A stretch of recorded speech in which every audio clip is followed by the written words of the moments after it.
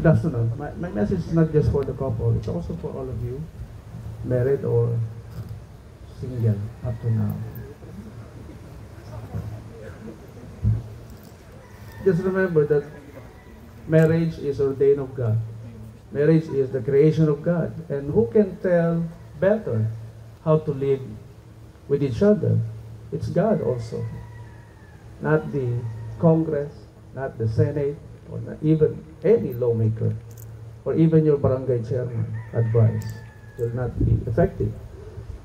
When you follow God, what He said in the Bible about how to live or how your marriage will work, you're not entitled to your opinion. You're not entitled to negotiate. Okay? Who are we to question God? So, if you will insist you're right or question, I cannot love him because I cannot feel that he loved me, Or question, how can I respect her if I don't feel that she respects me? Okay? You're not entitled to that anymore. Your right to question or give conditions before you obey is the idea of the Greek people. You cannot see any democracy in the Bible. Because when you deal with God, your obligation is just to comply. And I will give you the key for your marriage to last, then your assets. Okay? Do not use the culture of what many people are doing to be your guide on how to make your marriage work. You consult the author, the creator of the marriage. And the key is to make yourself as one. What are the 3 areas of our body that needs to be one in all aspects? Those are the physical, the psychological, and the physiological, as described by Abraham Maslow. Okay? Physical.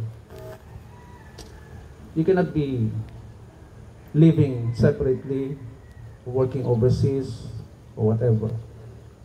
Technology cannot supply the physical needs. You must remember that, okay? And all other aspects of physical. You know, whenever I solemnize 50 years of marriage of every couple celebrating golden wedding, they're actually looking alike already. They're becoming one. That's the mystery of marriage, okay? So you check out those people living 50 years already. They already look like twins. Yeah. Psychological.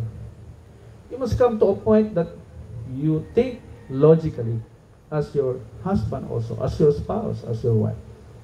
You should both think logically. When people ask you, what would be your stand? I have the same stand with my spouse. It will be the same answer you will get. No? Hindi po pwede yung, teka muna, tanungin ko muna asawa ko. No? Tapos idadahilan mo later on. Siniraan mo pa yung asawa mo. Diba? Hindi gusto ng asawa ko. Sa akin lang pwede, pare. Sa akin lang pwede, mare. No? Siniraan mo pa yung asawa mo. Walang ganun. Ha? Mga sir, ma'am. Bawal po yun. Pagsiraan ng asawa. Dapat pag may lumako, alam niyo ang asawa niya. Naku, kahit tanungin mo asawa ko, pareho lang ang sagot niya na hindi. Dapat ganun. Ha? It's psychological. And all the things that you know, Gavin, angels should know it also. You know, I believe in equality, yes, but that happened in Genesis chapter 1. But when the male and female joined their bodies together, God knows that you're both created to be smart, powerful. So para hindi kayo maggera, para hindi kayo magbugbugan, from the very beginning, God already told the woman, He will rule over you. Hindi pwedeng dalawang head sa family, no? It will not work. Because one body with 2 heads are called, or is called a monster. One body with 2 heads is called a monster. So, ladies, you have the obligation to submit to your husband. The problem starts when the husband don't know how to make the direction in their lives. So the woman will take over. Gavin, you will never like it when she took over the leadership position in the marriage. You will never be happy about that. So you are assigned by God to lead the family. If you don't do that, she will lead. You will never like it. Okay? No husband likes to be dominated by a woman. Di ba no, sir? Gusto niyo ba babae nagpapatakbo ng buhay niyo? Hindi niyo magugustuhan yun. Nasa Bible kasi, you should be a leader. And when you don't take the lead, talagang they will take over. They also know how to lead. Diba? Kaya nila maging senador, congressman, presidente ng kumpanya, o presidente ng bansa. Diba? The same power given to male and female. But the situation changed when the man and the woman joined their bodies together. The third one is the physiological need. Physiological need, what is that? Of course, yung pangailangan ng ating katawan, health care, attention. So if you supply each other's needs on a daily basis, there will be no division, there will be no space in between. Okay? The problem starts when only one is receiving and is not giving. So there will be a space created. At ito yung gustong-gustong space ng mga salisigang. Okay? Somebody will provide what you need. So wala na, problema na ang marriage. It's malfunctioning already. Why? Because the design is not being followed. Okay? And finally, marriage is like a gem, precious stone. You're both precious stones being mixed as one together. You know how silver, gold, diamond are being preserved? Inaalis ng tubig, yung dumi, pinipressure. And those are the challenges. They're actually meant for you to purify yourselves, na dapat habang nagtatagal kayo nagsasama, wala mga pangit na ugali natin. Dapat habang nagtatagal kayo, nawawala yung pagiging maldita ni Mrs. Dapat habang nagtatagal kayo, nawawala yung pagiging gastadora ni Mrs. At dapat habang nagtatagal din kayo, hindi na naninigaw si husband. Hindi na laging puro utos lang ng utos. Hindi sinasabihan yung wife kung bakit inuutos niya yun. No? You know, before they follow you, kailangan nila malaman bakit. Ba't kita susundin? Kailangan nyo i-explain yun sa kanila. Hindi lang sila, ayaw nila ng sunod lang ng sunod. Oo, tanongin nyo mga may asawa nyo. Hindi sila happy na dinidiktahan. Because they were not born like that. They were not born to just follow you. So, kung wala kang goal, problema din sa kanila yun. It will become a problem for them. Saan pupunta ang marriage? Wala kang direksyon, wala kang vision nakikita. Iikot lang ang buhay nyo sa work, sleep, eat, work, sleep, eat. And then you will just create a circle. And a circle is a shape that has no direction. What kind of life is that? Albert Einstein. Remember this. You know Albert Einstein? Huh? Only a life shared with others is a life worth living. You should have a purpose in life. For other people, not just for your family. Take a look at Harvard study, 85 years. They've been studying this.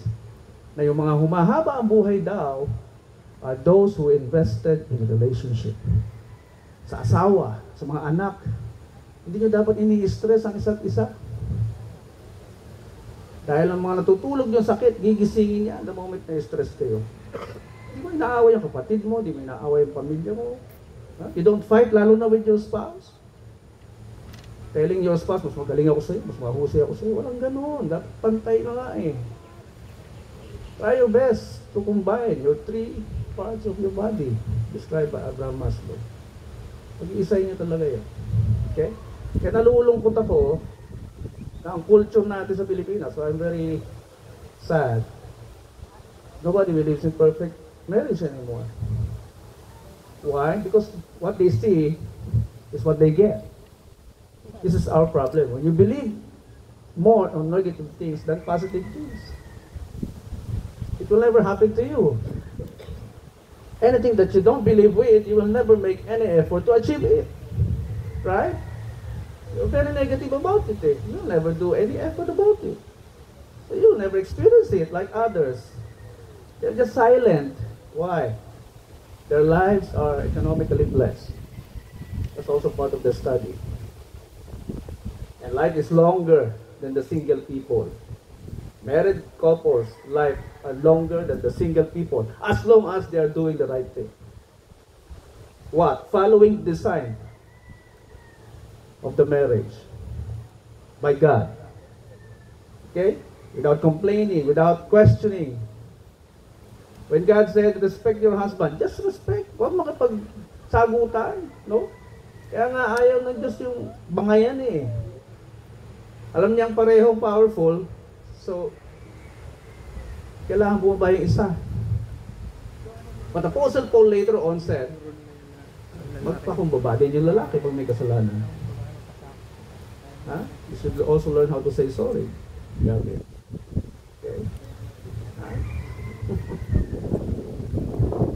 Remember that the woman does not say sorry. Okay? They cannot say sorry. They just express it. Right, mother? They just express it through service. They will serve you a coffee or cook you your favorite food, favorite meal. That's a form of saying already, huh, husbands? Okay? Don't demand for the verbal sorry. They will not do it. Okay? Okay, that's the secret of perfect marriage. Aligning yourselves to the design. What God had told you how to live perfectly. Believe in it first so you will enjoy it. Okay? Congratulations to the both of you. Oh, hold on. Wait. You know, we have this foundation, DCIDT Palad ng Diyos Foundation. Pupunta kami sa mga mahihirap na lugar to conduct seminar to the parents, how to be responsible parents, so they can produce functional children to the society. Because affected pa rin tayo, di ba? Kahit na irresponsible sila, kailangan sila nang bigyan ng tamang karunungan, tamang seminar, pati yung mga bata. Nuturuan namin. This is one way of reducing poverty in the Philippines. Give them the right knowledge coming from God. So, hihingi lang po kami ng lambing, ng tulong, pag-ikot po ng basket. Any amount you can contribute to continue this advocacy. Salamat po. And congratulations to both of you. We will now proceed to the marriage rites. May we request for the parents and principal sponsors to